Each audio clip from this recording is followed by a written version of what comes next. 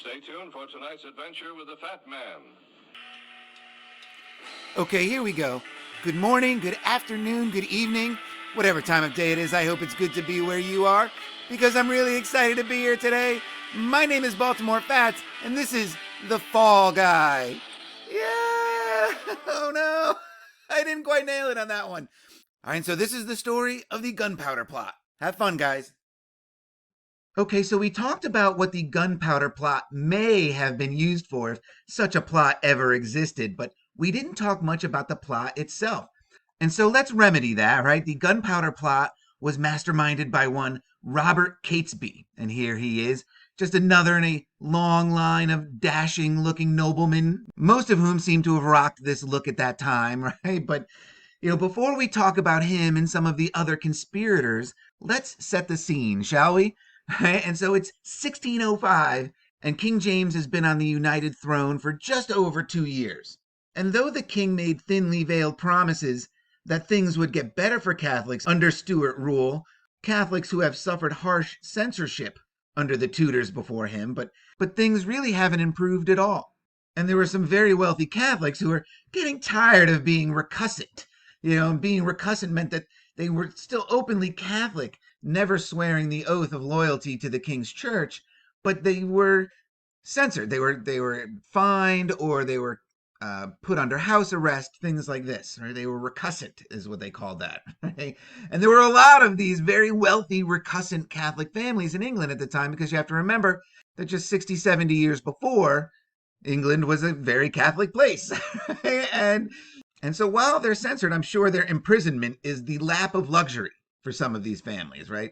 But there are families and priests, and my fat sense tells me that these were non-Jesuit Catholic priests. They were being imprisoned and executed for the crime of being Catholic.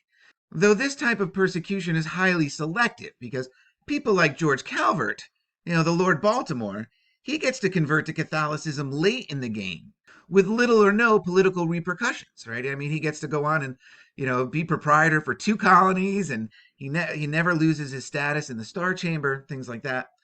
It's just very strange that, how selective this Catholic persecution is, right? And, but most are like these recussants, and, as were Robert Catesby's parents.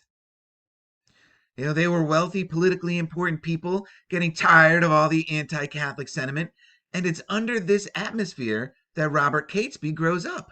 But he's also one of these guys who gets to bounce around between Protestantism and Catholicism. And I think this is mostly because of how wealthy his family is. But this also becomes especially true when he marries into a very wealthy Protestant family. But when his wife dies, he falls into a radical Catholic fervor, perhaps driven on by what he sees as a betrayal from the crown, whom his family has been in service to since at least Richard III. And that's why I have him up here. So going back some 100 years or more. But Robert Catesby has had enough, right? He's had enough of the Anglican Church. He's had enough of Queen Elizabeth, and it's time for them to go. Right? And so the Gunpowder Plot is born, right? But this isn't Robert Catesby's first rodeo of insurrection, right? Oh no, my friends. He was involved in Squiggy's failed Essex Rebellion. Robert Devereux, right? Squiggy, Lenny Poe's best friend, right? And it cost Squiggy a horrible death at the Axeman's Block, right? It took 3 swings or something like that. But by 1601, when Devereux's Essex Rebellion took place, Robert Catesby had already had enough, right? And so he's wounded in the Essex Rebellion and imprisoned. But he gets out. He has to pay a stiff fine, but of course he's very wealthy, so what difference does that make? But he's allowed to go free, and he's nursing his wounds and plotting his next move when Elizabeth dies and King James takes over, right? And there's some hope that King James will be kinder to the Catholics, all right? But it turns out not that much. But this is enough to stoke the fires of assassination once more and get rid of these new Stuart monarchs who were just as bad as those Tudor monarchs. Meet the new boss, same as the old boss, right? And so with a little help from his Jesuit friends, right? Because he was very friendly with the Jesuits, and when this thing actually ends up going to trial, it's also called the Plot of the Jesuits or something like that as well. I mean, that's how involved the Jesuits were.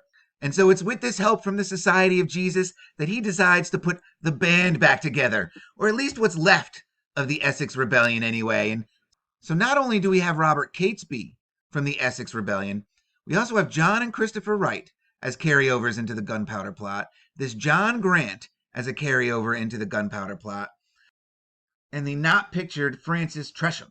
And I wish I brought up a picture for him because he plays a minor role later on. So not only does Robert Catesby get his old band back together, he recruits new members, right? His cousins, Robert and Thomas Winter. Right? And I love that their name, Winter, I love the spelling here. It's Welsh for White Tower. And I'm sure there's some deep history with this family and with that name. But all right, and so now Robert Catesby has his new band, right? The Gunpowder Gang. There they are, right? And so one of the first things that's decided by the Gunpowder Gang is that they're going to send Thomas Winter to Flanders. Stupid Flanders. Where he hopes to use the influence that he has in the court of Philip III, because what's happening in Flanders is that there are ambassadors from the ruling house of Habsburg, and their King Philip III, right? Cousin to King James or whatever, however they were related. I'm sure they were, right? But they're in Flanders on their way to go sign the Treaty of London, which will end some 20 years of war between Spain and England, right? There's a new king in England and King James. King Philip is relatively new to the throne in Spain. And so they're looking forward to this new era of peace, which, doesn't last all that long, I don't think. But, so Thomas Winter goes to Flanders to try to use what influence he has within King Philip's court, because allegedly he has some. All right, but it doesn't go over well for him. He tries to convince them that what they need to be doing, instead of signing this treaty with King James, they need to be backing a Catholic insurrection, and when that Catholic insurrection wins in England, that will only strengthen and reinforce the Catholic Empire, returning England to a Catholic throne. But, again, it pretty much falls on deaf ears. But while he's there in Flanders, Thomas Winter meets these two gentlemen. He meets this Hugh Owen, who the narrative tells us is a Welsh spy, with heavily pro-Catholic tendencies, right? And he also meets William Stanley, who at one time served the crown with distinction in Ireland, fighting and leading troops for the crown, but in recent times has fallen into exile and is actually fighting for the Catholics on the Dutch and Spanish side, right? He leads troops for the Dutch and the Spanish at some point. Right? And these two men are not surprised that the Spanish rebuked Thomas Winter's offer, or at least plea, however it went down, right? Because they see the potential there in the two new kings, right? And so they console Thomas Winter and tell him not to get too disheartened, right? Because they know a guy that can help. And it's interesting that the narrative puts this introduction happening this way, because they make note of Thomas Winter knowing William Stanley, under whom Guy Fawkes actually fought. The story that they paint of Guy Fawkes in the narrative is a very pro-Catholic one, and he's an expat Brit fighting for the Catholics in the Netherlands and in Spain, and one of his commanders is this William Stanley here, right? So, kind of a boon to the Gunpowder Gang now. They're getting this experienced soldier in after this introduction, right? Because Guy Fawkes is all in on this plan to kill King James and blow up Parliament and start over in England, right? With a new Catholic monarch, the way it should be. And so just like that, Guy Fawkes is in, right? He's a member of the Gunpowder Gang, right? And here they are, and here's a picture of them of kicking around their clubhouse, right? And so it's here in this clubhouse, Guy Fawkes and the Winter brothers and the Wright brothers and Robert Catesby and a few others as well. And it's here they put together their plan to kill the king, right? And to blow up the House of Lords. And that plan starts with the kidnapping of King James's daughter, Elizabeth. And so Elizabeth Stuart would have been a young girl at this time, but she does grow up to be a queen in her own right in Bohemia, right? And it's her grandson that goes on to be the first King George, the first of the Hanover kings. So still a very important lady in history, and interesting to see her involved so young here. Right? So the plan is to kidnap her, right? And they're going to rent a cellar under the House of Lords, right? Which is where Parliament meets. They're going to fill that cellar with gunpowder and then blow the whole thing to smithereens, right? The king and parliament inside. Right? And it's from this political carnage that they hope to install their captive onto the throne as a Catholic queen in England. All right, so now after a months-long plague-induced delay and a nice plague-related government lockdown story tucked neatly away into the Gunpowder Plot, right? But so anyway, there's been months delay, but the plan is finally set. They're going to reopen Parliament on November 5th. Everybody's going to be there. The highest-ranking Anglican muckety-mucks in Parliament. The king's going to be there. And so it's the perfect time to blow this place sky high.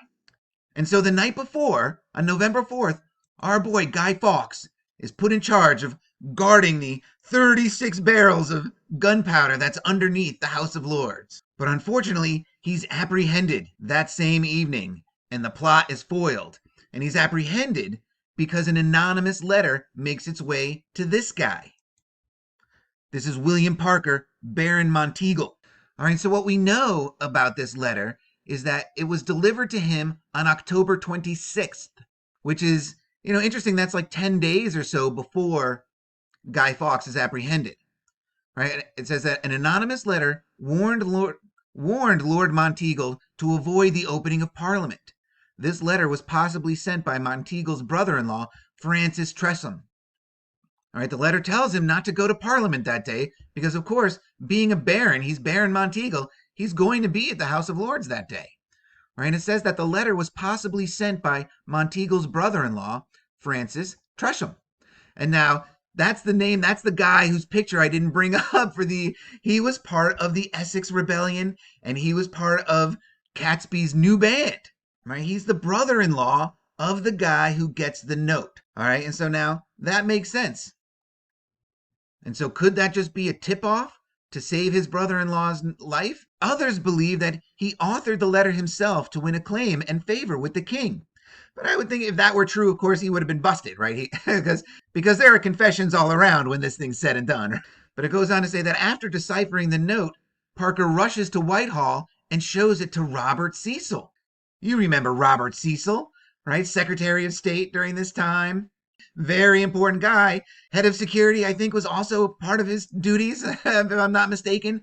And so in that capacity, he would have had the note for well over a week. Plenty of time to vet the information, or plenty of time to actually create that scenario around the letter. Who knows? When you're a speculator, it can play out in so many different ways. Right? And so Cecil shows it to the king, and on November 4th, Parker joined Thomas Howard, there's that Howard name again, in searching the basement of Parliament, where they found the stash of gunpowder and explosives, and Guy Fawkes as well, right? It says that for his service in protecting the crown, Monteagle was rewarded £500 and £200 worth of land. And so this is like $150,000 today in cash. And I'm sure £200 worth of land was quite a fair bit of property back in that day. Right? So he gets rewarded for all of this. Right? This potential tip-off that he may have gotten from a relative. And the amazing thing about this letter is that it still exists in the National Archives. Here it is. This is the Montego Letter. I'm not going to make any attempt at it. Right? But, it's amazing that this thing exists. And, when you look at what they have to offer us as proofs of the past, it's always good to have these types of letters in there, right? But this is the letter that saves the king and pulls the plug on the Gunpowder Gang. And poor Guy Fawkes, whom after being captured and sustaining some 48 hours of what I can only imagine was horrible and excruciating torture, gives up the names of the Gunpowder Gang, and the hunt is on. And all but two of them, and again, there are more members than what are shown here, but all but two of them are gathered up and put in prison and then eventually put to trial and executed. Right? And one of the ones who escapes this fate is Robert Catesby. Coincidentally enough, right? He just so happens to get killed while he's on the run. He's trying to get away, escape with his life after it's found out that Guy Fawkes has been captured and given up everybody's name under torture. All right, so he goes on the lam and is conveniently killed, therefore never having to suffer the indignities of trial or execution, especially the way all of these men were executed. All right, so it goes for all the members of the Gunpowder Gang. They are tried, found guilty of treason, and sentenced to be executed in the most heinous of ways, right? They're hanged and then drawn and quartered. Right? But one of them gets to escape this fate, and that's our boy, Guy Fawkes, right? Because even though his body is badly broken by the beating that he took, under torture, he leaps off the scaffold and breaks his neck when he lands, right? Therefore, escaping the hangman's noose and escaping being drawn and quartered. And they took this very seriously. I don't know why they didn't do it afterwards, because allegedly they dug up Robert Catesby's corpse and chopped off his head and dragged it around, during that drawn and quartered ceremony of these other traitors. And that's also an interesting thing, because after all this time, how do they not know if this is just a badly decomposed servant whose body they've dug up? I think Robert Catesby gets away. I think he skates out of this thing. That's my personal view looking at this material, is that he gets away. And the thing about this is he's not the only one that gets away. Someone else may have gotten away too, right? And that starts with the Montego Letter. And of course, one of history's mysteries is, who wrote the Montego Letter? Was it his brother or son-in-law or whoever Francis Tresham was? Was it someone else looking to protect his life? Could it have been Guy Fawkes himself? Again, adding another layer to the anonymous thing, Could it have been? Who knows? But I have a few thoughts on who I think wrote the letter. Because there's one connection that the gatekeepers of this story fail to make. And again, it's one that can only be made if you have some form of working knowledge of what was happening in King James's court and who those people were, right? And that starts with the good Baron Montego himself, right? Because Baron Montego, William Parker, is a Stanley. He's the son of Elizabeth Stanley and Edward Parker, who is the 12th Baron Morley. And it's from this Stanley side that he gets the Barony Montego, inherited down from William Stanley. And again, one of those interesting ones that goes maternally.